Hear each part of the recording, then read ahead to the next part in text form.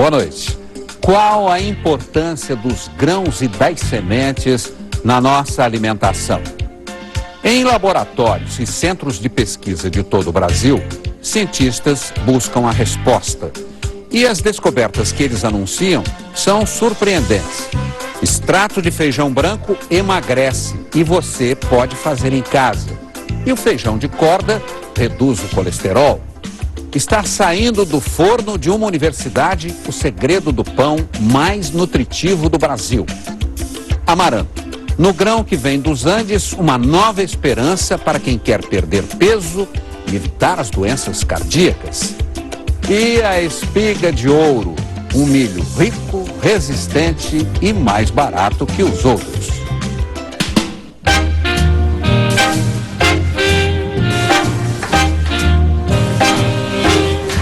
Não há mais como separar a boa comida da comida saudável.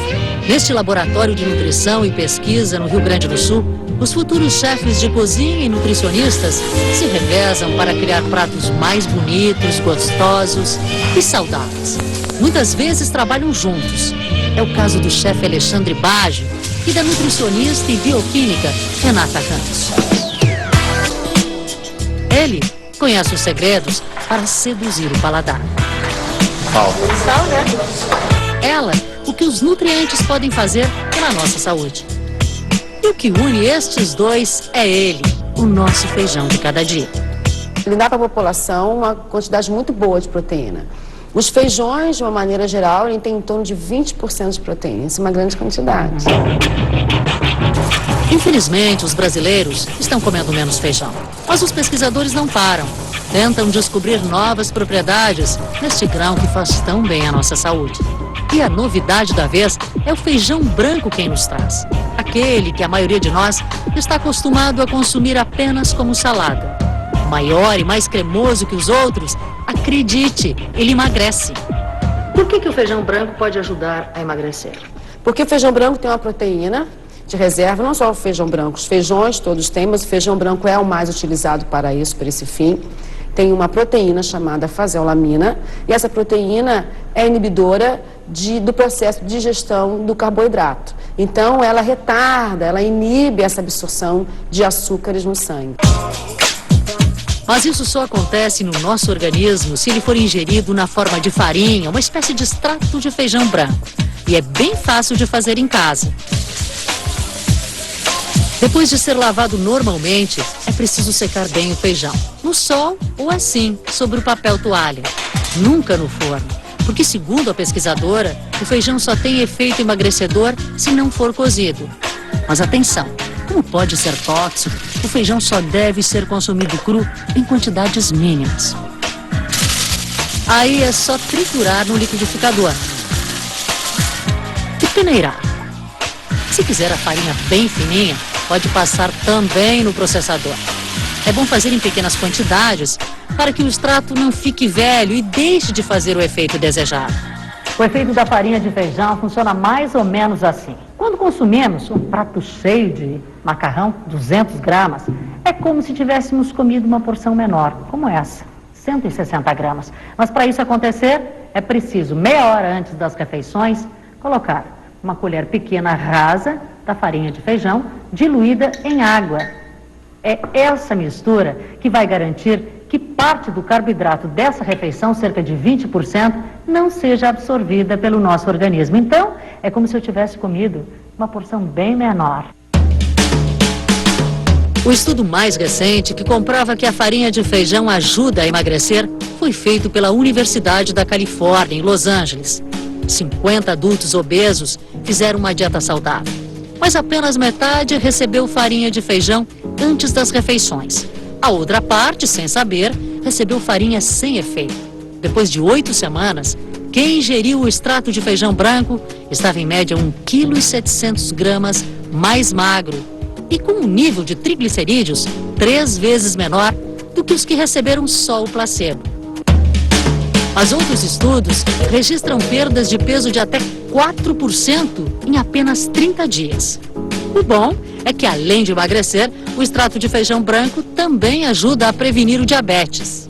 Bom, a receita é uma colher pequenininha como essa aqui, rasinha, Sim. num copo d'água, 2 vezes por dia, porque são 2 refeições principais. Sim. Não adianta consumir mais, que não vai emagrecer mais. Não adianta consumir mais. O que você tem que comer em torno de 1 grama por dia. Então, você pode pesar 1 grama e comer isso durante esse dia. É 1 grama. Se a pessoa Tá? não consumir mais. Se a pessoa consumir mais, ela pode ter diarreia, efeito colateral, ela pode ter problemas intestinais, pode ter náuseas. Então, tem que tomar muito cuidado na hora de digerir esse extrato de feijão cru. Quer dizer, consumindo mais que 1 grama por dia, os efeitos são negativos sempre. Consumindo mais de 1 grama por dia, os efeitos são negativos. Aqui no laboratório da Universidade do Vale dos Sinos, a ordem é não desperdiçar. Sabe aquele farelo que sobra na peneira quando se prepara a farinha de feijão? Pois ele também é utilizado. O chefe Alexandre criou misturas saborosas. Quando faz pão, coloca água, fermento, sal e açúcar. E a novidade, substitui 1/3 da farinha de trigo pela farinha de feijão. É um pão, então, aprovado pelos dois. Sim, é um pão que ele realmente tem uma quantidade maior de proteínas e de fibras quando você coloca essa farinha de feijão. Vamos pro forno? Vamos ao forno. Vamos embora. Acrescido a isso o sabor e a textura que ele vai ganhar também.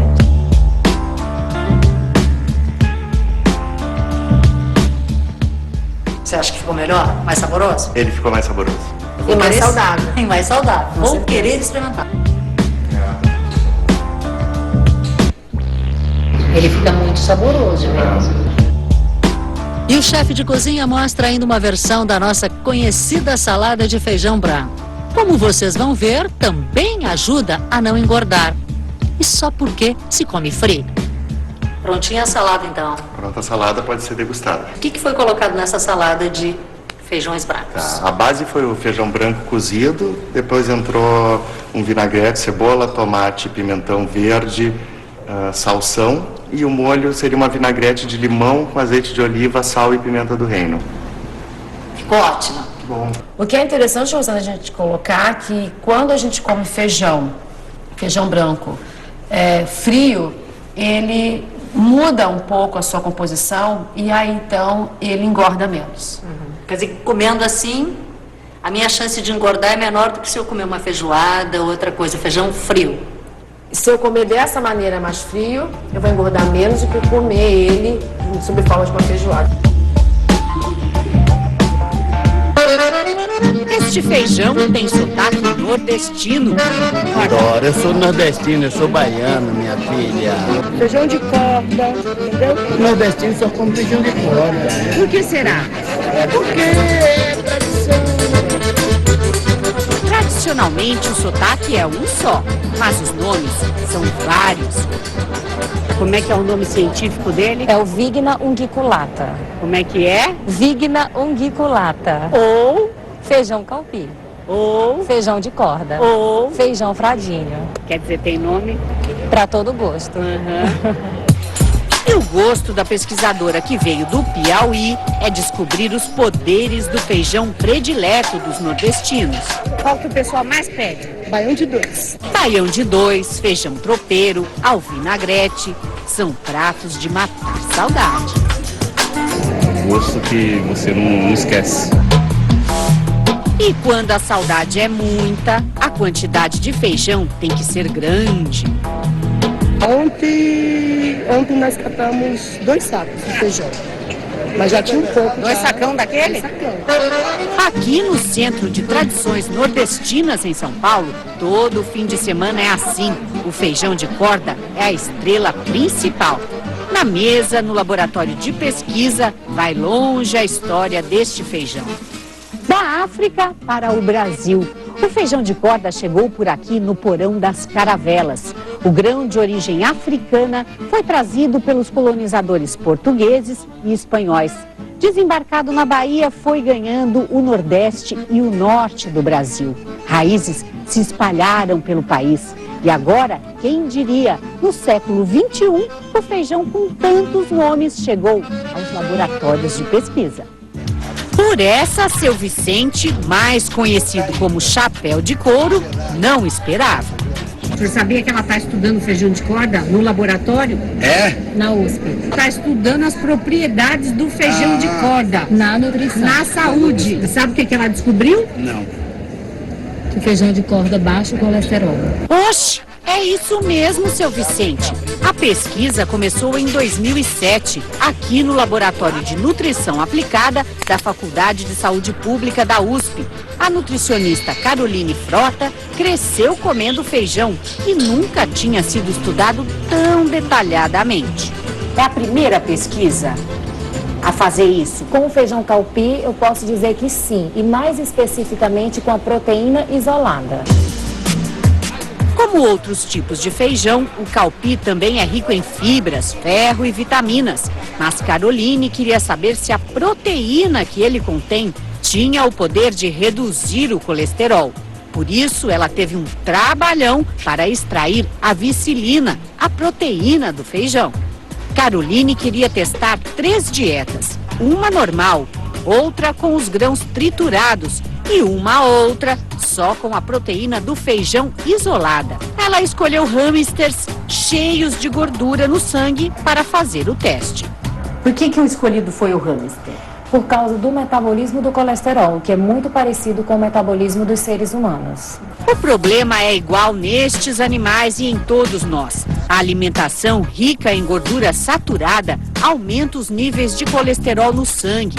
Depósitos gordurosos vão se formando nas artérias e no fígado, que, sobrecarregado, começa a trabalhar mal na limpeza do organismo. Fígado e coração só temos um, e acúmulo de gordura neles pode ser fatal. Como a maioria dos grãos, todos os feijões ajudam a reduzir o colesterol. Mas o resultado da dieta com o feijão de corda integral foi excelente. Nos animais alimentados com a proteína do feijão de corda isolada, a redução do colesterol total no sangue foi de 22%. E maior ainda naqueles que comeram os grãos triturados, que a pesquisadora chama de feijão integral. Neste caso, o colesterol despencou 54%. Além da proteína, ele tem outros componentes que vão somar nesse efeito redutor de colesterol. A fibra do feijão integral, ela ajuda também? Com certeza ela ajuda. A pesquisadora teve mais uma ótima surpresa ao analisar os fígados dos animais que antes da dieta estavam cheios de gordura. Ao grupo que recebeu o feijão integral e a proteína isolada, esse fígado ele ficou bem limpo. Ele reverteu, essa proteína foi capaz de reverter a deposição de gordura no fígado. Porque a gente observou pelas lâminas que os depósitos desapareceram no final do estudo. Para conseguir um resultado tão bom assim, seria preciso comer muito feijão, umas 6 conchas por dia. Por isso, os pesquisadores querem investir no isolado de proteína, que poderia ser acrescentado em vários produtos da indústria de alimentos. Esse isolado de proteína será usado na próxima etapa da pesquisa com pacientes de colesterol alto. Até lá, vale a pena incorporar o feijão de corda na dieta. Inclusive, o consumo de feijão vem caindo muito nos dias de hoje. As pessoas estão ingerindo muita salada, reduzindo, abolindo um pouco de carboidratos, o feijão, que é fonte de proteína, e é importante manter esse consumo de feijão. E para as regiões que não têm esse hábito de consumir o feijão de corda, até estimular por esse efeito em reduzir o colesterol. Para quem já gostava, a notícia deixou o feijão melhor ainda. Você sabe que o feijão de corda baixa o colesterol? Ah, é? Isso é bom, então vou começar a comer todo dia, porque o meu tá alto. Mas é preciso lembrar também da alimentação balanceada, dos exercícios. E não vale encher a panela de manteiga e carne gorda, viu, seu Vicente? O preparo do feijão tem que ser mesmo light, de verdade. Aí sim. Tudo é bom, sara tudo. Sara? Sara, quando chegar aqui doente, ele sai sarado.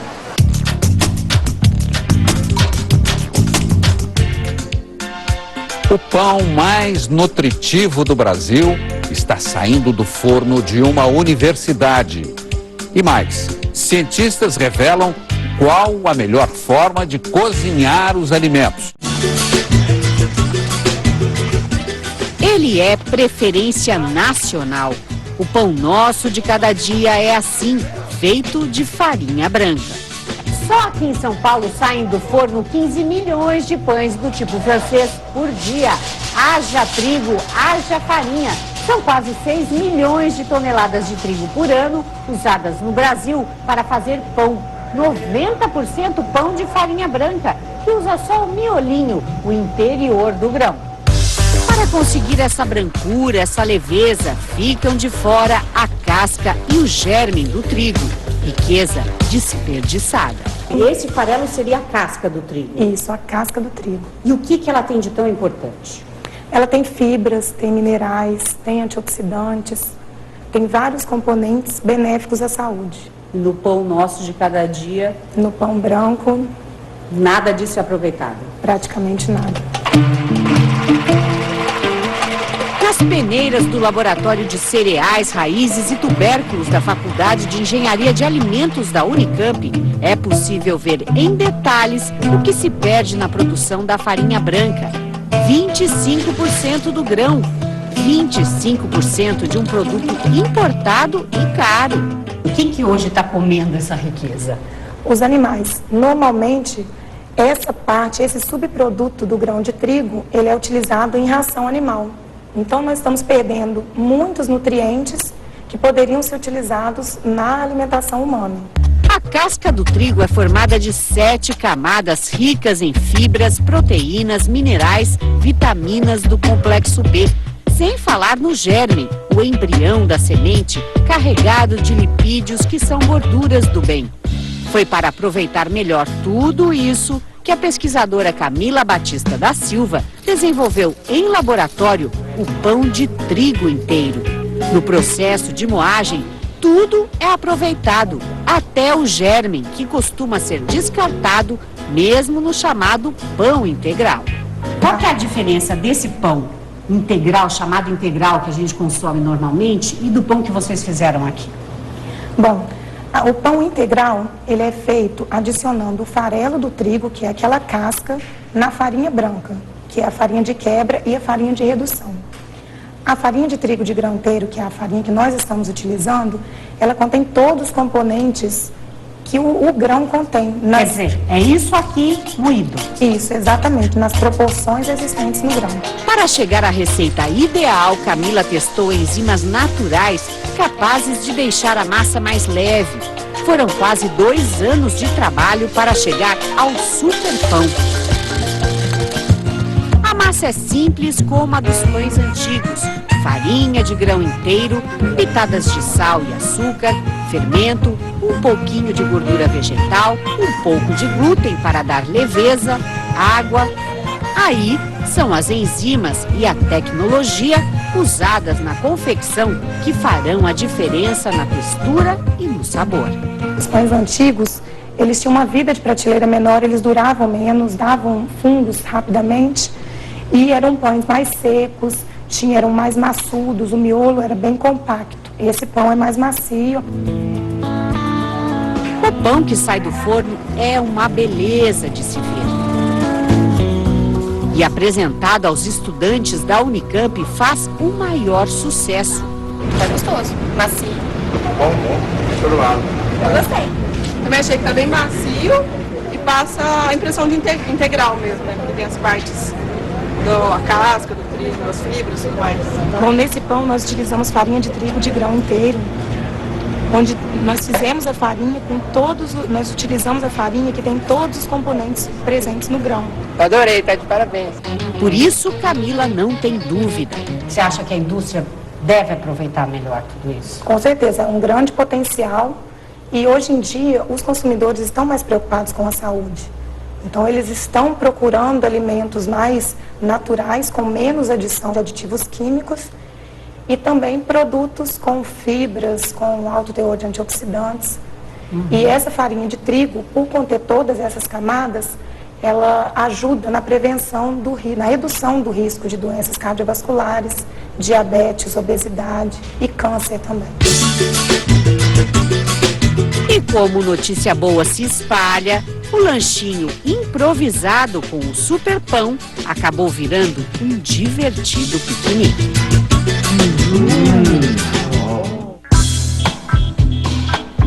Quinoa, cenoura em cubinhos, temperos e um pouco de caldo de legumes. Se os grãos estão ganhando cada vez mais espaço na nossa alimentação, qual é a melhor maneira de consumi-los? Pesquisadores do Rio Grande do Sul estão em busca dessa forma. E um segredo já foi descoberto. Na hora de cozinhar, menos água significa mais saúde. Eu coloquei um pingo de azeite, um pouquinho de sal, um pouquinho de pimenta e manjericão. Vai ficar boa? E é isso mesmo. Os ingredientes são misturados em sacos plásticos especiais. É o chamado cozimento a vácuo, uma forma de potencializar a qualidade do grão e aproveitar bem todas as propriedades do alimento. Uma alternativa para garantir o máximo possível os nutrientes e que a gente pode fazer em casa de um jeito bem simples é essa. Usando papel alumínio ou papel manteiga no lugar da panela. Como é que faz? Então tá. Nós vamos preparar aqui uma lentilha. Claro que não vai ser aquela lentilha ensopada, né? Com toda aquela quantidade de líquido. A quantidade de lentilha aqui. É a mesma que você colocaria numa panela. Exatamente. Cada um mistura e tempera do jeito que gosta mais.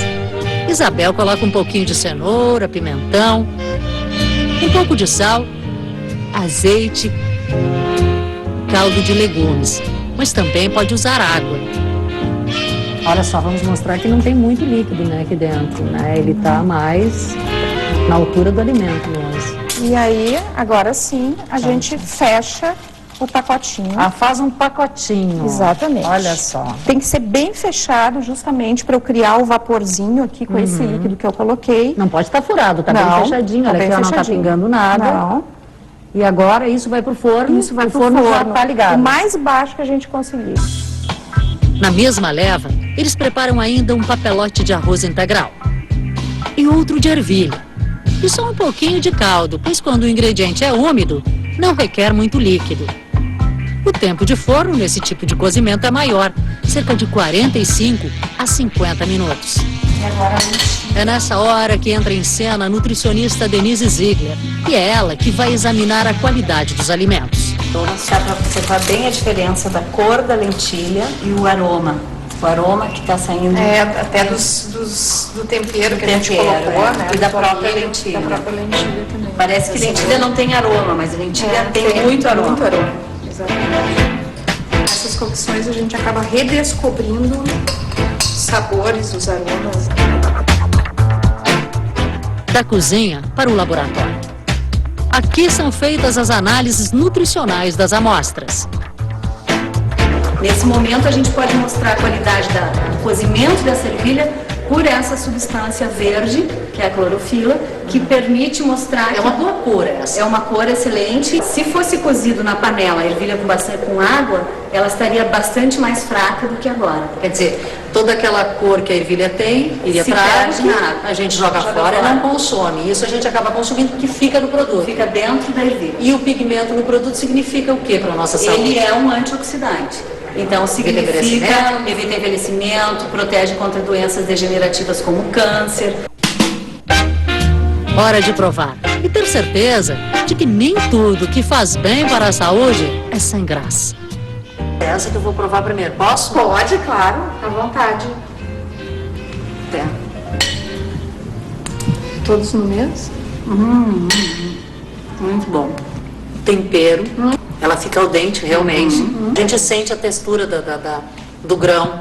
E sinceramente eu não senti falta do sal. Eu não preciso de tanto sal. O que acontece nos métodos tradicionais é que a gente perde líquido, a gente perde o sabor, né? E aí tu acrescenta sal, acrescenta outros condimentos. E você aconselharia as pessoas a usarem esse método para cozinhar em casa? Aconselharia. O papelote, o saquinho é uma forma muito nutritiva de cozinhar. A desvantagem de cozinhar na panela é a quantidade de água e a quantidade de calor que se coloca também. Dessa forma a gente controla mais, o calor é menor, então a gente preserva muito mais os nutrientes.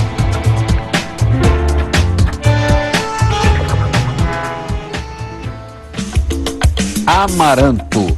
O feijão dos Andes surpreende especialistas brasileiros. Com mais proteínas do que o trigo, Ele ajuda quem quer perder peso e baixar os índices de colesterol. O sol forte é sinal de seca no Planalto Central. No Centro-Oeste, nossa equipe vai conhecer uma planta que veio do frio dos Andes para o calor do Cerrado. O amaranto é este arbusto com flores grandes, consumido na região do Peru desde o tempo dos Incas. O poder da planta está nas flores, carregadas de sementes. 1000 sementes de amaranto pesam em torno de 1 grama. Então uma planta dessa aqui, se ela produzir, digamos, 30 gramas, nós temos aí 1 grama, 1000 sementes, 30 gramas, 30.000 sementes. O agrônomo José Carlos Sperrer é o pioneiro na pesquisa do amaranto, que ele chama de feijão dos Andes. As qualidades do grão, que tem 2 vezes mais proteínas do que o trigo comum, convenceram o professor a buscar sementes fora do país para plantar no Cerrado. Assim nascia o amaranto brasileiro, este que se deu bem no clima quente e chega até 2 metros de altura. Agora é muito rápido esse crescimento, hein? 100 dias para ela ficar desse tamanho. Ela passa, vamos dizer assim, os primeiros 15 dias, você não dá nada por ela. Depois ela dispara a crescer, né? Aí ela cresce mais rápido do que cresce uma soja, no mesmo período. A fazenda de Seu Sebastião é a maior do Brasil em produção de amaranto. A confiança no futuro da produção do grão andino vem dos resultados colhidos nas primeiras safras. Em torno de até 2.000 quilos. Com as mesmas características, digamos, com a mesma composição. Composição, vamos dizer, igual a dos andinos. Quer dizer, conseguiu se adaptar essa planta ao cerrado? Com certeza conseguiu. A campanha pelo uso do amaranto ganhou adeptos em instituições do país inteiro que se dedicam a estudar as propriedades do grão.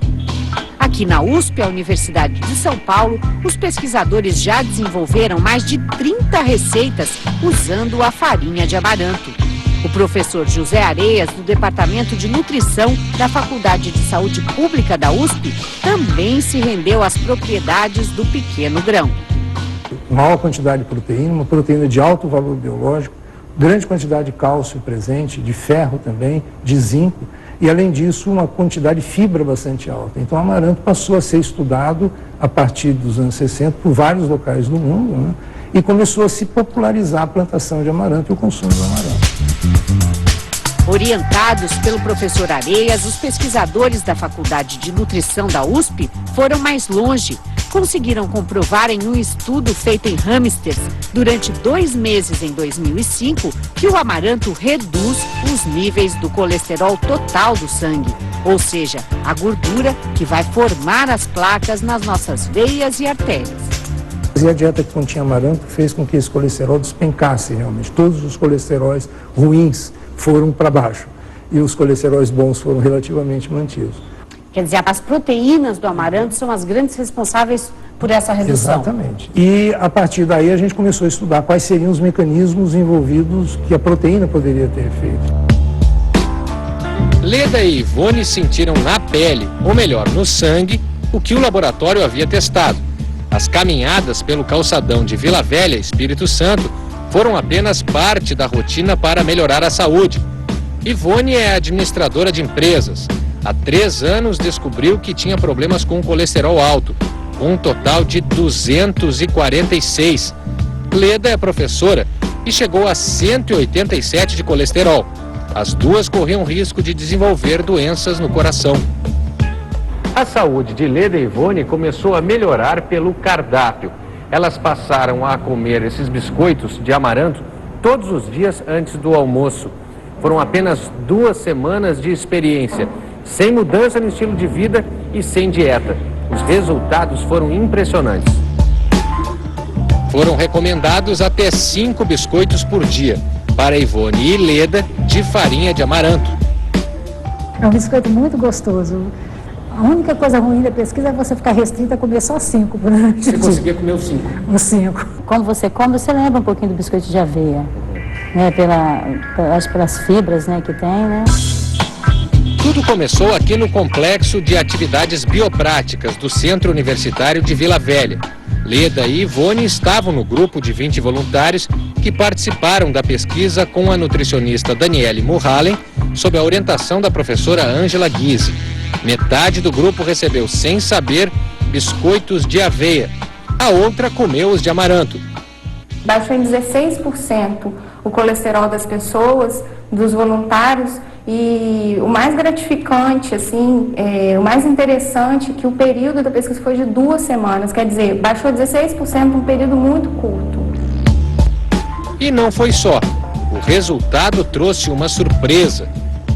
E quando eu cheguei lá em casa também não sentia aquela fome que geralmente à noite eu sentia muita fome.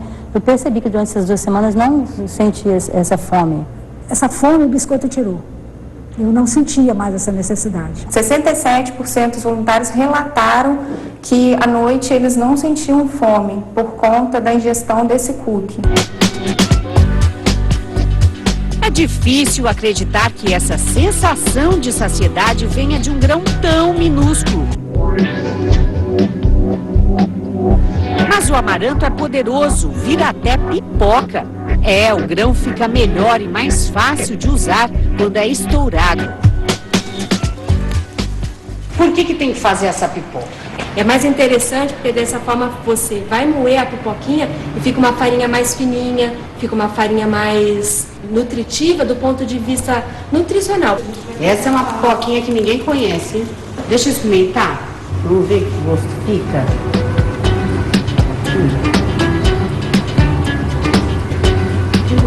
Tem gosto de amaranto. De nada. De nada.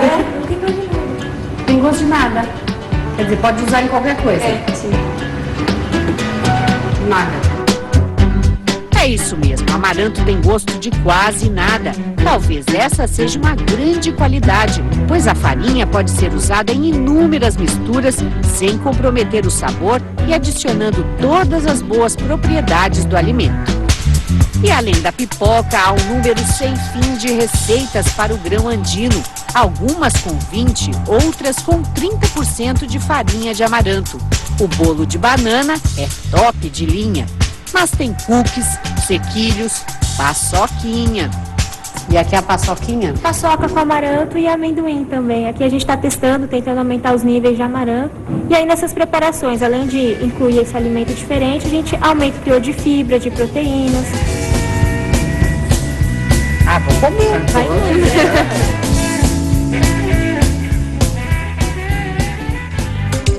Espiga de ouro. Está nascendo o milho capixaba. Forte, nutritivo e mais barato que os outros.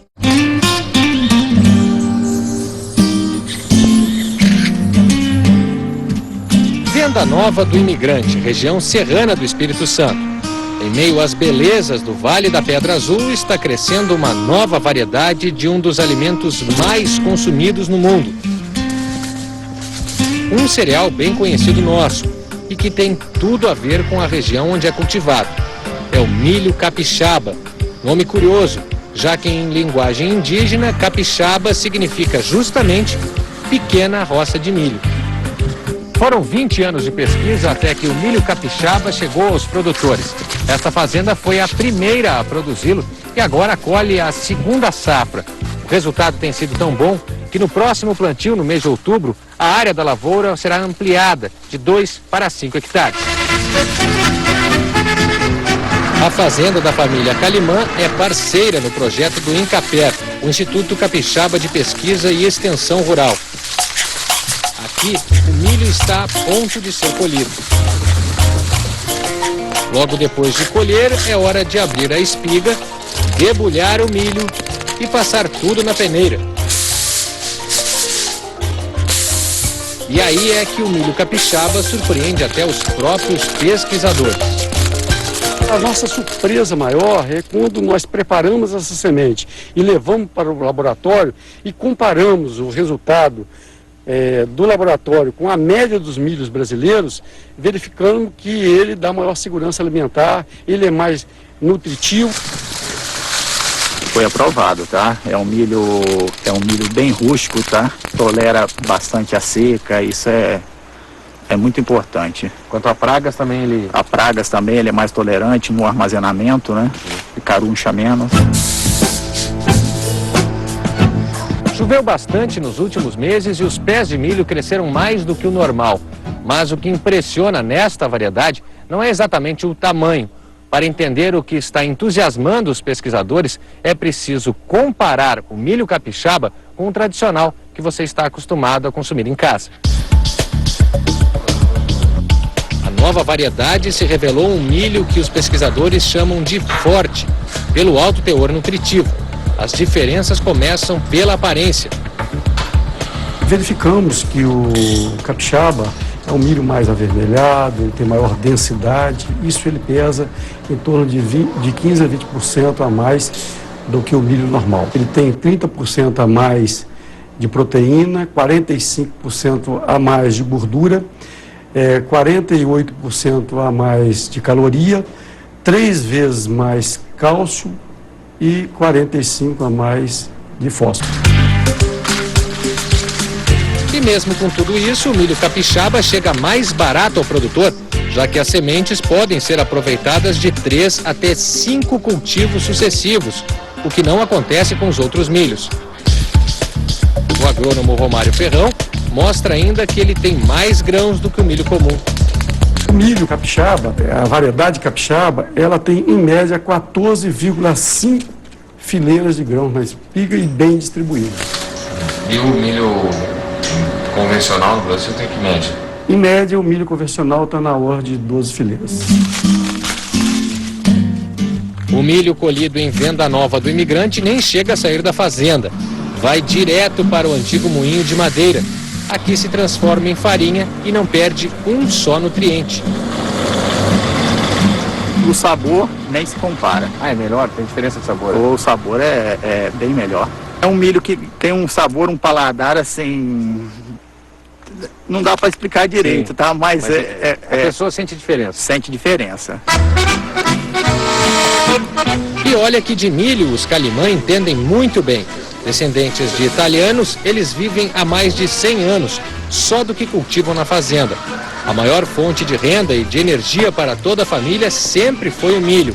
O prato obrigatório em todas as gerações, a polenta. E foi criada polenta e queijo esses filhos aqui, tá? Polenta e queijo. Pois é. Não podia faltar polenta, não podia faltar. É Dona Marta quem guarda os segredos da família de como fazer uma polenta bem saborosa. Hoje ela é feita com o milho capixaba e o cardápio não fica só em família, também é servido aos visitantes da fazenda. Você quer polenta também? Quem faz a melhor polenta? A vovó. Não tem jeito, ninguém faz polenta igual a minha. Ninguém.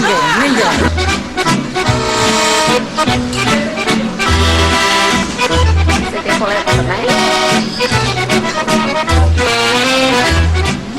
Mas por que, afinal, os grãos e sementes são tão importantes para a nossa saúde?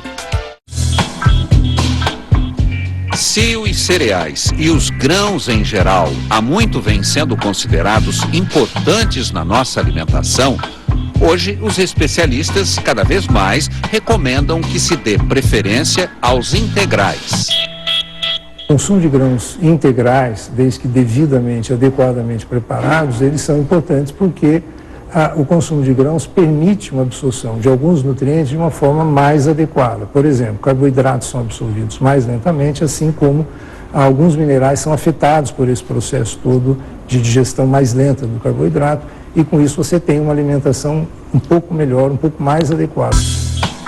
50% da quantidade de calorias que nosso corpo precisa devem ser compostos de carboidratos. Quando eles são ingeridos na forma de grãos integrais, o estímulo à produção de insulina no nosso organismo é muito menor, o que é benéfico, pois quanto mais insulina nosso pâncreas produz, maior é o risco de se desenvolver o diabetes.